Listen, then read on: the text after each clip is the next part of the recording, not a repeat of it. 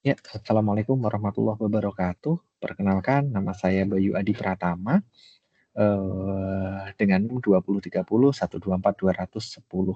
Saat ini saya akan mempresentasikan tugas besar CLO semester genap untuk mata kuliah pemodelan dan optimasi lanjut. Jadi ada dua soal di sini. Yang pertama tentang Lagrange multiplier, kemudian yang kedua terkait dengan model klasifikasi. Nah, untuk Lagrange multiplier sendiri, yang pertama kita diminta untuk menentukan fungsi objektif dan fungsi constraint ya. Dari soal yang ada, fungsi objektifnya yaitu di fxy sama dengan x kuadrat, atau fungsi x dan y sama dengan x kuadrat plus y kuadrat. Sedangkan untuk constraint-nya atau fungsi kendalanya di x kuadrat plus y kuadrat sama dengan 1. Atau bisa kita tulis juga dengan fungsi g, x, y sama dengan x kuadrat plus y kuadrat min 1. Jika dilihat dua fungsi itu merupakan fungsi persamaan lingkaran ya, dan ini nanti akan mempengaruhi jawaban ke bawahnya. Selanjutnya untuk fungsi Lagrange.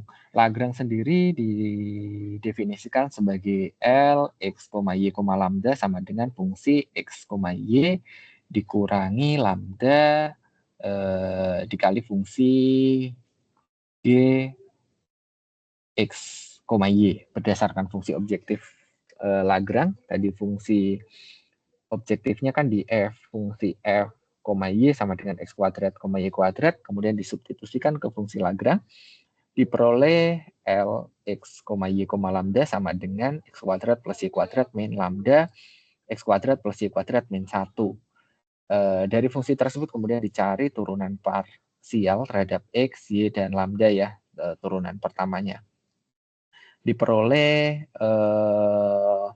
turunan pertama terhadap X sama dengan 2X min 2 lambda X sama dengan 2X dalam kurung 1 min lambda. Mohon maaf yang di atas ini harusnya lambda ya. Ada sedikit typo. Kemudian fungsi Lagrange diturunkan terhadap Y. Diperoleh nilai 2Y min 2 lambda Y sama dengan 2Y dikali 1 min lambda. Kemudian fungsi tersebut diturunkan terhadap lambda, diperoleh nilai minus dalam kurung X kuadrat plus Y kuadrat min 1. Berdasarkan hasil turunan di atas, titik stasioner selalu disama dengankan 0, sehingga fungsi Lagrange diturunkan terhadap X, turunan parsialnya diperoleh nilai 0, kemudian fungsi Lagrange diturunkan terhadap Y, diperoleh sama dengan 0, dan fungsi Lagrange diturunkan terhadap lambda sama dengan 0. Dari ketiga persamaan itu akhirnya dikombinasikan dengan persamaan sebelumnya, diperoleh dengan 2x sama dengan 2x dalam kurung 1 min lambda sama dengan 0. Kemudian persamaan keduanya adalah 2y dikali 1 min lambda sama dengan 0. Dan persamaan ketiganya ini dari persamaan constraint tadi, x kuadrat plus y kuadrat sama dengan 1. Nah, berdasarkan persamaan 1 dan 2, di sini nilai X, kita mungkin masih ingat ya, jika ada perkalian gini, salah satunya 0 gitu ya. Kita misalkan untuk X sama dengan 0, dan Y sama dengan 0 diperoleh, langsung disubstitusikan ke persamaan ketiga, X kuadrat plus Y kuadrat sama dengan 1. Dari hasil ini dapat disimpulkan bahwa titik stasioner tidak dapat memenuhi persamaan constraint karena persamaan yang diperoleh tadi X kuadrat plus Y kuadrat sama dengan 0 tambah 0, dan itu tidak sama dengan 1. Sedangkan untuk fungsi constraint sendiri itu adalah X kuadrat plus Y kuadrat sama dengan 1. Atau ini juga bisa kita simpulkan karena F, X, Y sama dengan X kuadrat plus Y kuadrat sama dengan 1 merupakan persamaan lingkaran yang selalu konstan, maka nilai minimum maupun maksimumnya sama dengan jari-jarinya, yaitu 1. Kemudian untuk soal nomor 2 terkait model klasifikasi. Model klasifikasi sebelum dilakukan pemodelan akan dilakukan data understanding terlebih dahulu ya, yaitu sebagai berikut. Mungkin lebih tepatnya bisa dilihat di sini ya. Data ini data klasifikasi, kemudian kita panggil menggunakan panda. Ini adalah head-nya, ada variabel X, Y, dan label ya. Di sini ditampilkan 5 baris pertama. Kemudian kita cek apakah data tersebut ada nolnya atau tidak. Ternyata masing-masing variabel tidak memiliki nol, sehingga tidak perlu penanganan lebih lanjut. Ya. Kemudian sebelum dilakukan analisa lebih lanjut atau pemodelan, kita juga melakukan explanatory data analysis. Kita menggunakan di sini untuk grafiknya menggunakan Matplotlib dan Seaborn ya. Dan pertama ini adalah menampilkan display info ya. Nah, display infonya atau data informasi datanya masing-masing ada 42 entry atau 42 data dengan kolomnya ada 3 ya. Kemudian untuk kolom X, tipe datanya adalah float, kemudian Y juga float, dan label di sini integer 1, 2. Kemudian selanjutnya adalah describe ya, describe atau data describe-nya, deskripsi datanya atau statistik deskriptifnya. Jika dilihat dari output-nya, bisa dilihat di sini juga deskriptif statistiknya untuk variabel X. Ini cukup seimbang dari minimum angkanya 1 sampai maksimum 100. Median atau nilai tengahnya di 50,5. Ini juga cukup di tengah-tengah. Kemudian Q1-nya di 25,7 dan Q3-nya di 75.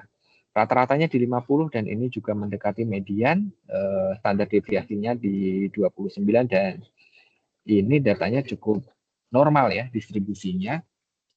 Kemudian untuk Y dan label, di sini data label minimumnya dari negatif 238,18 sampai maksimumnya di angka 755 ya, dengan nilai min-nya 270 dan Q2-nya di 238.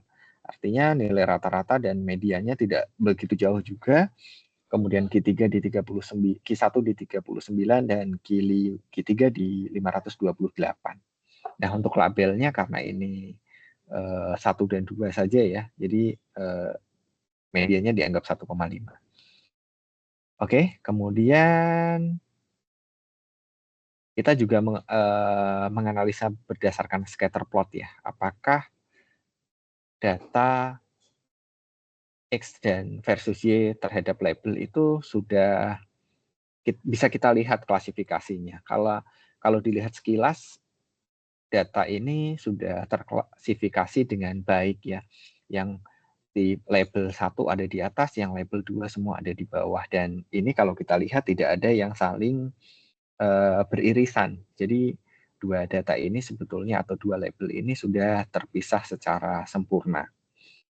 Berikutnya di variabel Y juga dapat mengklasifikasikan label dengan cukup jelas ya, karena nilai Y-nya di sini untuk label yang 2 angkanya cenderung kecil ya, sekitar minus 200-an sampai 200, yang besar ya 250-an lah ya, sesuai dengan yang di deskriptif statistik tadi, sampai mungkin ini bisa jadi mendekati 800 ya. Nilai label 1 cenderung memiliki Y yang lebih besar dan positif, sedangkan label 2 lebih rendah bahkan negatif. Oke, selanjutnya bisa kita lihat korelasinya juga. Dari korelasi bisa dilihat di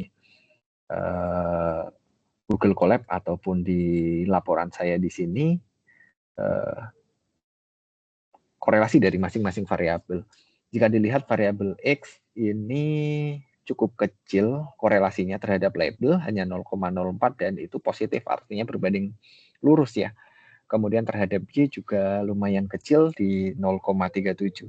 Sedangkan korelasi yang paling besar adalah Y terhadap label di 0,89, yang artinya variabel Y memiliki korelasi yang negatif atau berbanding terbalik ya, semakin nilai Y-nya besar, labelnya berarti semakin kecil. Dan sebesar 0,89 bisa dibilang itu cukup kuat. Selanjutnya dari box plot kita melihat bahwa kedua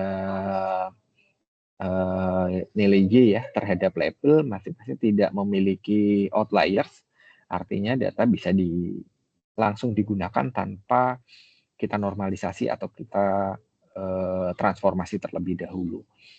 Oke, selanjutnya untuk soal yang nomor 2A ya, terkait model klasifikasi, diperoleh modelnya berupa L atau label tadi sama dengan 0,0155X min 0,0110Y plus 1,7598. Dan untuk model klasifikasi ini menggunakan algoritma SVM. Dari persamaan tersebut dapat kita interpretasikan bahwa variabel X itu memiliki koefisien yang positif sebesar 0,0155. Artinya setiap kenaikan X itu dapat memprediksi label memiliki kenaikan yang 0,0155 poin. Begitu juga untuk setiap penurunan 1X itu kemampuan untuk memprediksi L-nya yang jadi turun sebesar atau prediksi ke bawah ya sebesar 0,0155 poin. Hal ini berbeda dengan variabel Y yang memiliki koefisien negatif atau berbanding terbalik. Ini juga sejalan dengan korelasi yang sebelumnya sudah diuji ya. Koefisien Y sebesar negatif 0,0110. Artinya setiap kenaikan Y itu berkontribusi atau menyebabkan penurunan sebesar 0,0110 dalam memprediksi L. Begitu juga sebaliknya, kalau Y-nya turun, prediksinya nanti akan naik sebesar 0, setiap 1 Y turun, itu akan memprediksi L kenaikan sebesar 0,0110 poin. Dan apabila nilai X dan Y-nya 0, itu nilai L sama dengan 1,7598 ya. Artinya itu adalah nilai awal ya atau konstanta. Selanjutnya untuk 2B ya, hasil analisis klasifikasi. Berdasarkan hasil analisis klasifikasi, kita juga tadi menggunakan di Google Colab, dapat dilihat bahwa klasifikasi ini memang sempurna, artinya model dapat memisahkan label tipe A dan tipe B dengan sempurna, artinya semua tipe A diprediksi menjadi tipe A dan semua tipe B diprediksi tipe B. Tidak ada yang false negatif atau true tidak ada yang A diprediksi B, kurang lebihnya seperti itu. Kemudian untuk 2C ya, performansi model. Performansi model kita menggunakan classification report. Di sini ada F1 score. F1 score yang menunjukkan di sini nilai akurasinya juga 1,00 atau 100%, yang artinya model mampu memprediksi 100% dengan benar ya, 42 data dengan benar. Label A memiliki precision 1,00 yang berarti semua data dapat diprediksi sebagai tipe A dan memiliki aktual yang juga tipe A. Recall menunjukkan nilai 1,0 yang berarti bahwa semua data tipe A berhasil diprediksi dengan benar. Sedangkan nilai F1 score-nya sebesar 1,0 menunjukkan bahwa harmonik dari precision dan recall-nya juga sempurna. Hal yang sama juga terjadi pada tipe B ya, bahwa nilai precision, recall maupun F1 score menunjukkan angka yang sempurna yaitu 1 atau 1,0.